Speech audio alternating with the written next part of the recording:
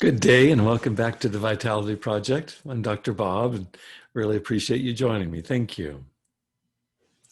Yesterday we focused on relaxing into the tasks before us rather than being held captive by what we've been calling the red alert brain. As we move through our to-do list each day, we're looking at ways of relaxing into our tasks rather than resisting them or complaining about them or forcing them. I'm reminded in our conversation here of the contemporary spiritual author, Eckhart Tolle. He's been one of my favorite authors for the last 20 years or so. And he makes this observation in his best-selling book, The Power of Now. You may be familiar with it.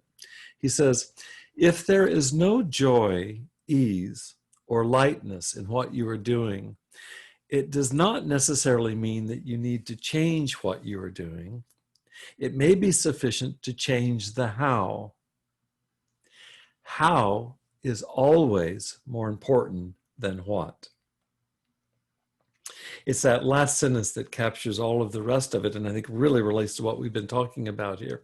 How is always more important than what. What I'd like us to do today is an exercise that will help us get at this how versus what piece. So I'd like us to try an exercise. This time I want you to see how it is that it's more about the how that we get into trouble than the what. And I'm going to do my best here to create an exercise that will give you an experience of this. So let's start by making a list of 2 or 3 to-do list activities. So come up with a few activities that you need to get done. And these could be ones in which you've recently engaged, in fact, or you still need to, and either might get caught or did get caught in red alert brain as you engage with these activities.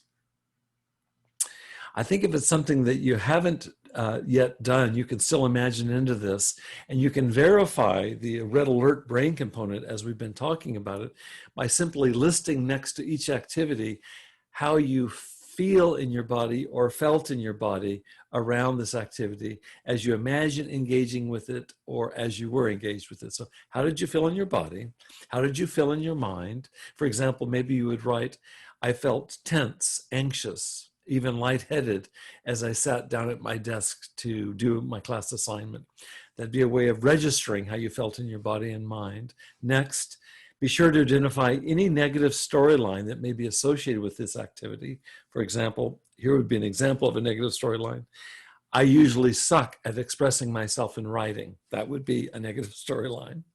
And then finally, I'd like you to make note of any fixer idea or thought that might be associated with that activity. Something like this. If I work hard enough on my report this time, I just know I'll get it perfect. That's the fixer. That's the fixer. Fully engaged. Now, I'd like you to go back and practice what we've been doing in most of our previous posts here in the last few weeks, and that is to practice a very brief mindfulness of the breath exercise. 5 minutes will be more than enough. And if you haven't participated, just go back and look at the last couple of days' posts and you'll see detailed instructions. Do that for 5 minutes. And then when you've completed your mindfulness practice, I'd like you to revisit this to-do map that we just covered. And I want you now to check in with your experience of imagining that you were approaching that task again. So whatever the task is that you're doing, I gave the example of writing a paper.